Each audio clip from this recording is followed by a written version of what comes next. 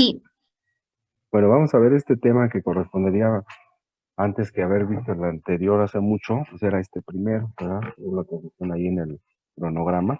Y este correspondería primero en relación, después de ustedes, el desarrollo de las vesículas cerebrales, pues correspondería a la primera parte de lo que es el procencéfalo, en conforme se va a dividir en sus dos otras divisiones, que sería el diencéfalo y el telencéfalo.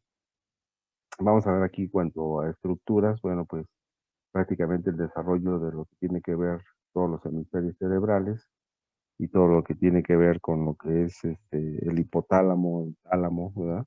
En importancia en cuanto a estructuras, de diferenciación desde el punto de vista embriológico, ¿no?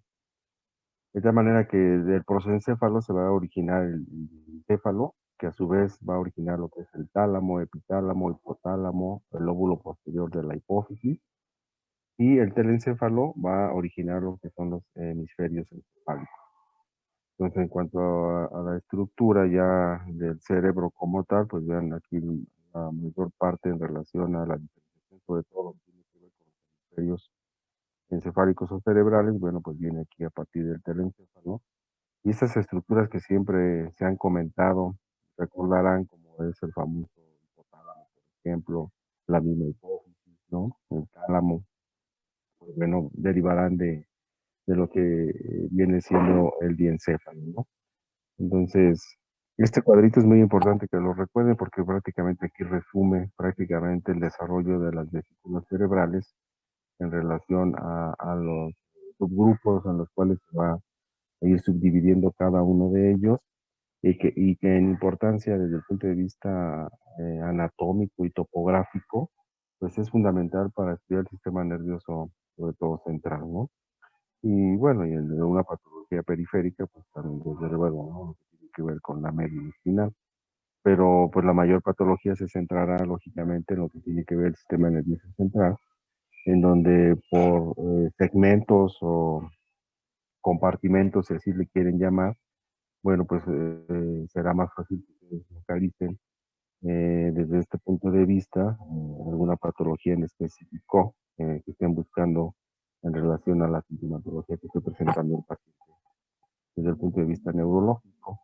Y este cuadrito, pues, como les comento, pues sí es importante que lo recuerden y casi casi memoricen, porque si bien es cierto que aquí estamos viendo nada más el desarrollo de dónde derivan los compartimentos desde el punto de vista embriológico para la diferenciación ya en cuanto a estructuras del sistema nervioso, pues ya debieron de haberlo visto ahorita conforme avanzó el módulo. Anatómicamente, bueno, pues ya se le hará una descripción de cada uno de ellos anatómicamente y que después lo van a ver desde el punto de vista de la fisiología para traducirlo ello en la patología, ¿no? Entonces, en este caso, el prosencéfalo, comentamos, pues se va a dividir en lo que es el telencéfalo, que específicamente va a dar los hemisferios cerebrales como estructura mayor, que va a dar la conformación más grande de lo que sería el cerebro como tal, y los ventrículos laterales como estructura secundaria en un momento dado. El diencéfalo, pues a su vez va a dar esas estructuras de lo que tiene que ver el epitálamo, el tálamo, el hipotálamo y lo que es el infundíbulo, y en especial el tercer ventrículo con una forma derivativa hacia comunicarse al acueducto cerebral y posteriormente el cuarto ventrículo para posteriormente ya su salida hacia lo que es la espina dorsal, ¿no? O la medula.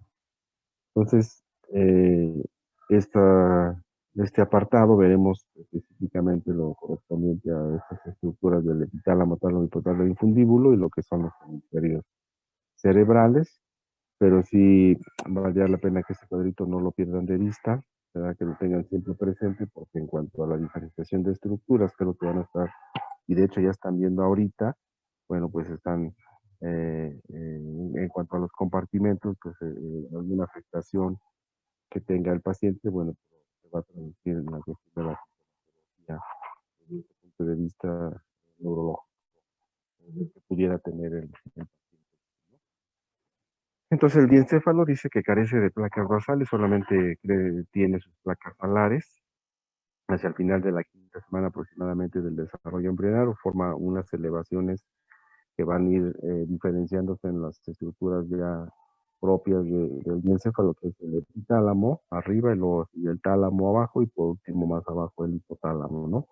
Estas estructuras se van a proyectar hacia la luz del diencéfalo para comunicarse con lo que es el tercer ventrículo específicamente, ¿no? El límite entonces entre lo que es el epitálamo y lo que es el tálamo va a ser el surco talámico para establecer un medio de límite en relación a lo que sería el epitálamo y el tálamo como tal.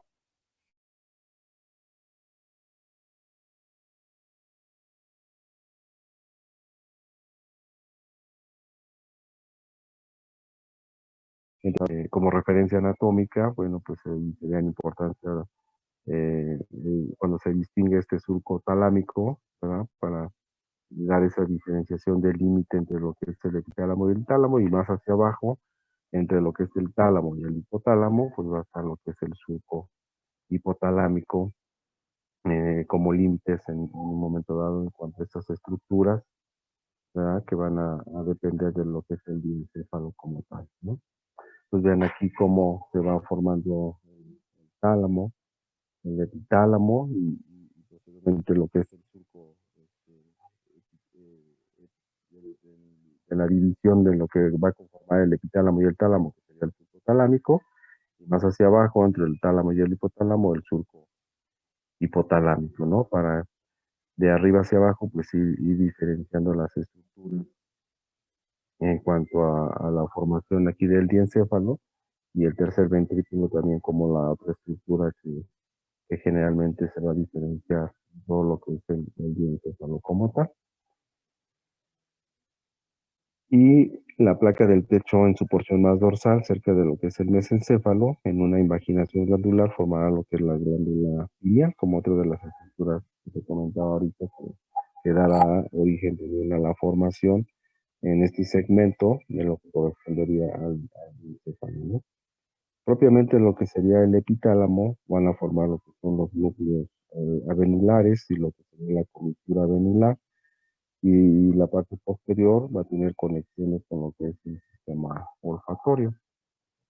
En cuanto a estructuras más representativas de lo que sería este segmento o compartimento que sería el epitálamo.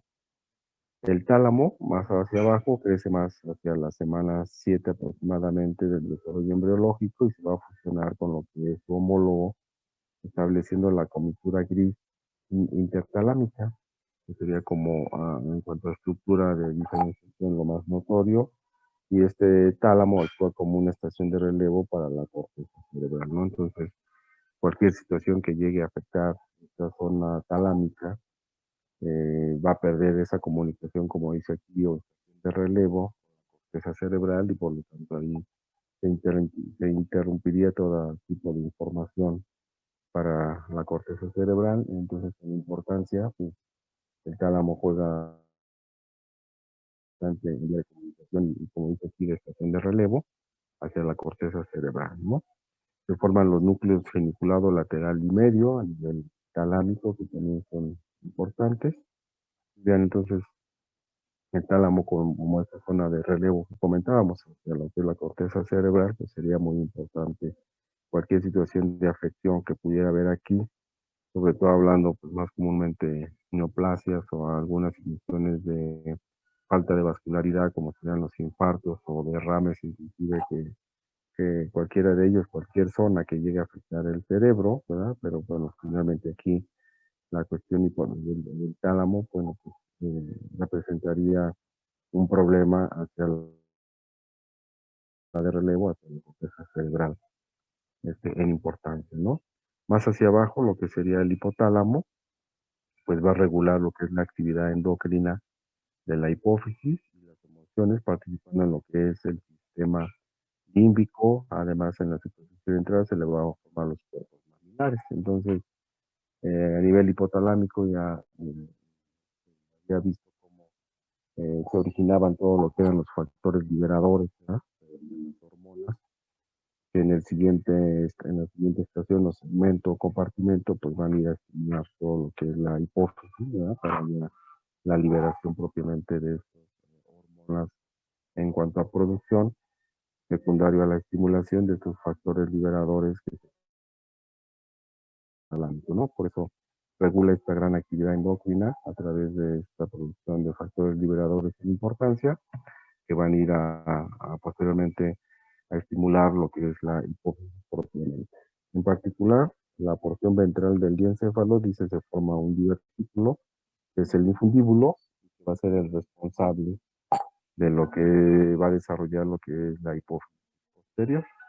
Pues en específico, la porción ventral del diencéfalo formará entonces lo que sería la porción posterior de lo que va a ser la hipófisis propiamente, ¿no? Acuérdense que la hipófisis, ya muy sabido por ustedes, está conformada por estos dos lóbulos, el anterior y posterior. Entonces, el lóbulo posterior, o la hipófisis posterior, pues derivará precisamente de esta porción ventral del diencéfalo. Entonces, aquí vemos ya la hipófisis como se está formando, el hipotálamo más hacia abajo. En cuanto a las estructuras que estábamos comentando, de compartimento del diencéfalo, el hipotálamo, tálamo y hipotálamo. Y bueno, en este caso en particular, del hipotálamo hacia un lado, bueno, pues se formará lo que sería el lóbulo posterior de la hipófisis como tal, ¿no? Entonces, vean aquí cómo se va formando en un corte transversal, pues el tálamo, ¿verdad? El hipotálamo más hacia abajo, ¿no? En importancia, de cómo se van conformando ya los ventrículos laterales, se va a ir conformando toda la estructura hacia arriba de lo que serían los hemisferios cerebrales, y información del tercer ventrículo para irse comunicando hacia abajo, a su vez ya hacia el cuarto ventrículo como derivación de la producción de líquido cefalorraquídeo. La hipófisis propiamente, compuesta por la adenohipófisis, que representaría lo que es el lóbulo anterior, se origina de la capa germinativa ectodérmica, y la neurohipófisis, el lóbulo posterior, pues se origina del neurotodermo y encéfalo. Entonces, aquí la hipófisis tendría en importancia la diferenciación desde el punto de vista embriológico, pues de estas dos hojas germinativas, ¿no? Sobre todo el anterior, pues vendrá del ectodermo, y la neurohipófisis posterior, pues del neuroectodermo del encéfalo. En lo que correspondería a la tercera semana o cuarta semana más o menos del desarrollo, se forma el piso del tercer ventrículo, con una imaginación formando lo que es el vestíbulo, y aparece aquí en este momento la famosa bolsa hipofisiaria, o también conocida como bolsa de Rarke, ¿no? En esta etapa, cuando se va formando esta bolsa hipofisiaria, en estas etapas tempranas de la formación y de la diferenciación, ¿no? Entonces, la bolsa hipofisiaria se empieza a formar, empieza a diferenciarse por estas dos, origen de la hipófisis, de las dos capas germinativas de la cual proviene, ¿verdad? Para ir alojando a la hipófisis en lo que sería esta bolsa hipofisiaria. A su vez, el infundíbulo se forma entonces el tallo y lóbulo posterior, y van a formar lo que son las células que se diferencian en diplicicitos, semejan células de la neuroglia. Y finalmente la hipófisis asciende y cruza lo que es el mesénquima, dando lugar a los esfenoides, formando la cicatriz. Entonces va a ir formando, pues, este sitio donde se va a alojar propiamente lo que sería la hipófisis, cuando ya se hizo esta depresión o bolsa, en donde va a alojar por diferenciación de las dos capas germinativas diferentes, que conforme se va diferenciando en lo que es, obviamente, hasta que ya queda bien conformado el lóbulo anterior y el lóbulo posterior, y alojarse precisamente aquí ya en lo que sería como tal, ¿no? Y ahí Doctor, sí aparece lo que es la hipófisis como tal. Ajá.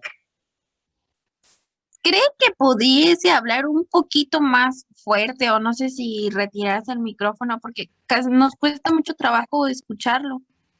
No he escuchado nada. ¿Desde dónde? Si no, repito. ¿De aquí? Sí, Bueno, comentábamos que dentro de lo que es la hipófisis, ahí más o menos se escuchan. Sí, doctor. Pues aquí dijimos topográficamente, vean hacia un lado de lo que es el hipotalámico, hacia la geometría dijimos, aparecía la hipófisis. Eh, y la diferenciación de la hipófisis, comentábamos que tiene su origen en las dos capas germinativas diferentes. Por un lado, lo que es la adenohipófisis va a provenir o se originará de lo que es el ectodermo, la capa germinativa ectodérmica, y la neurohipófisis, comentábamos, o lóbulo posterior, pues se va a originar de lo que es el neuroectodermo del diencéfalo, ¿no? Entonces, recordar sí es muy importante que el origen embriológico de lo que es hipófisis como tal, pues va a derivar de estas dos hojas germinativas diferentes, ectodérmica y de lo que es el neuroectodermo del diencéfalo para formar ya finalmente en cuanto a estructura lo que es la hipófisis. Entonces, más o menos hacia la que es la tercera y cuarta semana se forma el piso del tercer ventrículo y hay una invaginación que forma el infundíbulo y va apareciendo también, ya dijimos, la bolsa hipofisiaria en donde se va más adelante a alojar lo que es la hipófisis propiamente, ¿no? Entonces empieza a formarse la bolsa hipofisiaria, el infundíbulo empieza a diferenciarse para ir formando propiamente ya en estructura lo que va a ser la hipófisis como tal. Y finalmente el infundíbulo, aquí en esa diferenciación que sufre, ¿verdad? Pues va formando ya lo que es el lóbulo posterior y finalmente la hipófisis se va a alojar, dijimos, en lo que es la silla turca como tal, una vez que ya se diferenció de las dos hojas germinativas de la cual proviene la hipófisis, ¿verdad? Hasta que queda ya bien diferenciada y pueda ser alojada ya finalmente en cuanto a estructura, ¿verdad? En la silla turca como tal, ¿no? Entonces vean cómo se va diferenciando ya la hipófisis hasta que queda alojada finalmente en la silla turca, ¿no? Se diferenció y que finalmente ya está conformada en cuanto a estructuras, tanto en su lóbulo anterior como en su lóbulo posterior como tal, ¿no? En cuanto al telencéfalo, dice los futuros hemisferios cerebrales van a emerger de lo que es el telencéfalo y las paredes internas y externas y el techo forman lo que es la corteza cerebral. Entonces, ya se conforma toda la corteza cerebral y los ventrículos laterales y la cisura coroidea emergen de lo que son las vesículas telencefálicas y de las cisuras coroideas emergen lo que son los plexos coroides. Entonces, aquí en cuanto a representatividad del telencéfalo, pues prácticamente va a dar el origen a la corteza cerebral y lo que va a tener como en estructura también en importancia los ventrículos laterales en cuanto a mayor importancia, ¿no? De la diferenciación, ¿no? Ventrículos laterales para ir diferenciándose en lo que va a ser todo lo que es la corteza cerebral ya propiamente en estructura de lo que va a ser el cerebro hacia arriba, ¿no? Por lo tanto, el telencéfalo, a su vez la corteza cerebral se va a subdividir en lo que es la corteza antigua y la corteza nueva, o lo que comúnmente anteriormente se llamaba el arquipalio y el neopalio. El arquipalio propiamente, que sería la corteza antigua, está representada por lo que es el hipocampo y que está situado en lo que es la parte más caudal y medial de la pared interna de los hemisferios cerebrales.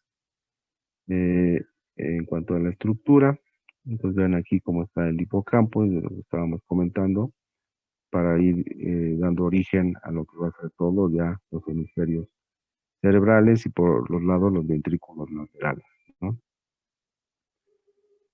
De la corteza cerebral emergen lo que son fibras que van a hacer sinapsis con lo que es el tálamo y viceversa, las fibras son lo que va a representar la cápsula interna a este nivel de la corteza cerebral.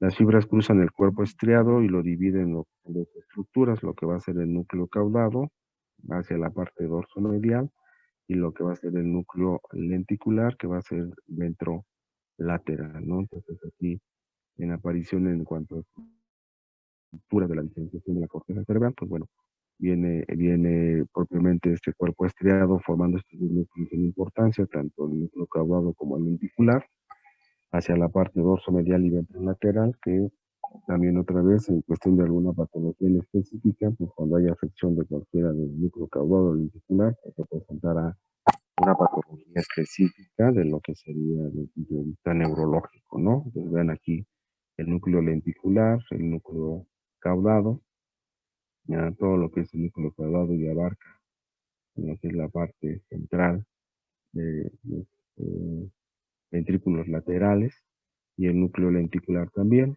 cómo se va diferenciando y vas hacia afuera, vean ya cómo la corteza cerebral pues está diferenciando para formar ya lo que serían los hemisferios cerebrales como tal, ¿no?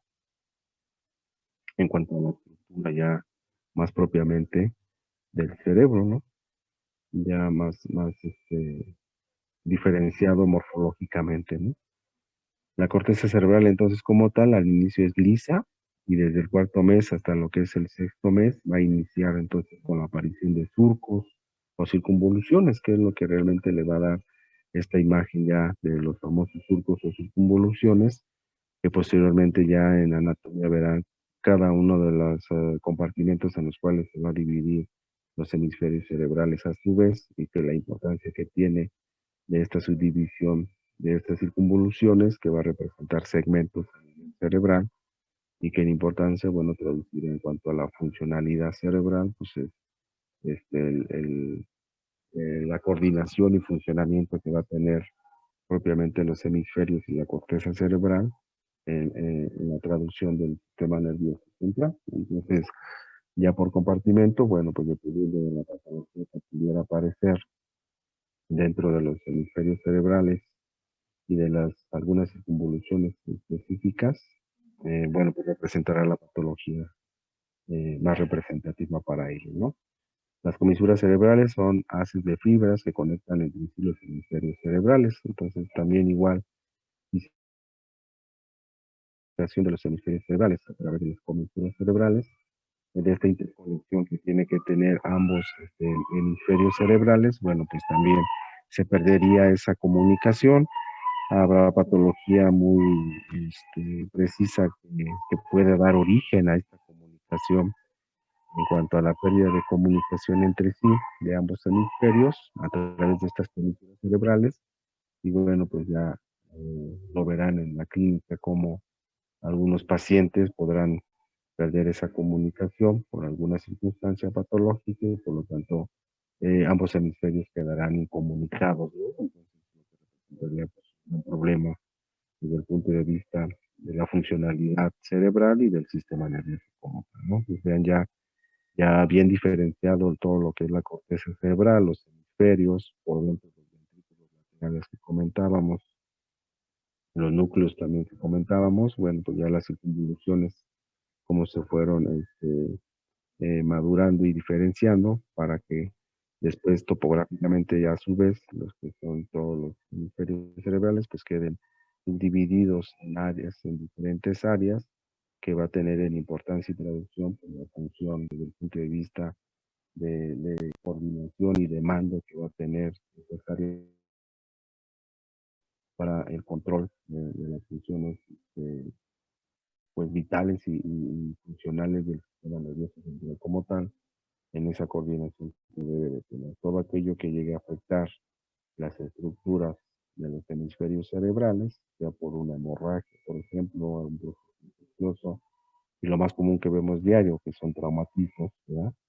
Sobre todo ahora que les gusta andar mucho en moto, bueno, pues aquí cualquier traumatismo que sufra el cráneo, que llegue a afectar lo que son los hemisferios cerebrales o la estructura de la corteza cerebral, dependiendo de la zona que se afecte por esa situación, pues va a ser la traducción también en un momento dado, entonces, de la alteración neurológica que pueda presentar el paciente desde este punto de vista, ¿no? En cuanto a la afección que pudiera tener el paciente. Estas comisuras cerebrales entonces atraviesan lo que es la lámina terminal y es la comisura anterior que conecta lo que es la corteza olfatoria con ambos hemisferios, hasta la parte anterior, y la comisura del hipocampo o fornis que conecta lo que son los hipocampos y el cuerpo calloso. El quiasma óptico es otra comisura que conecta lo que son las fibras de los nervios ópticos y una comunicación real del cuerpo calloso con ambos hemisferios de un lado al otro, hemisferios cerebrales, y lo que representa pues también esta intercomunicación que debe de tener. Y habrá patología muy precisa que afecta al cuerpo calloso y por lo tanto eso va a representar una alteración desde el punto de vista neurológico para la afectación del paciente desde este punto de vista del sistema nervioso, ¿no? Entonces, aquí ya con el cuerpo calloso, cómo está comunicando ambos hemisferios cerebrales y por lo tanto cualquier situación que llegue a representar una alteración de cuerpo calloso en cuanto a la comunicación, pues va a interferir también en esta coordinación y comunicación de ambos hemisferios que puede afectar al paciente desde el punto de vista neurológico, ¿no? Entonces, ya los hemisferios cerebrales ya diferenciados con las evoluciones, como se va madurando todo lo que es la corteza cerebral y diferenciación de los hemisferios, ¿verdad? Para establecer ya todo lo que es la corteza cerebral como tal, ¿verdad? La importancia se da en cuanto a la intercomunicación del cuerpo calloso con ambos hemisferios, ¿verdad? Y cualquier situación que llegara a afectar del cuerpo calloso, pues tendría que ver también con la no comunicación adecuada entre ambos hemisferios como tal, ¿no? Diasma óptico que comentábamos y la importancia y el olfatorio también, la parte de más adelante, más anterior, ¿no? Y pues creo que si tengan alguna duda o pregunta en relación a la diferenciación de la vesícula anterior. Doctor, Sí, yo tengo una duda, pero no es de las clases pasadas. ajá. Por ejemplo, el líquido cefalorraquídeo había leído que se inicia la producción en la cuarta, ¿verdad? De la cuarta semana. Ahí, El cefalorraquídeo. ajá, de aquí de los plexos coloideos. Ujú. Ah, ok. Y otra tenía, las meninges sí venían de la zona marginal, ¿verdad? Sí, Ah, ok. Gracias, doctor. y bueno, en cuanto a importancia, pues en cuanto a las meninges, dijimos la protección que tendrá que ver, pues arriba en la estructura cerebral, ¿verdad? Desde luego, pues, es de vital importancia, ¿no? Para la protección. ¿Algo más? Dijo que el líquido cefalorraquídeo a la quinta semana, ¿verdad? Cuarta, desde la cuarta ya empieza la producción. Ah, ok, bien, gracias. ¿No les comentó el doctor Guapo cuándo tienen el examen? El 13 de agosto está programado. El primer parcial. Ajá. Bueno, pues es mucho lo que van a ver, ¿no? ¿Cómo se los va a dividir?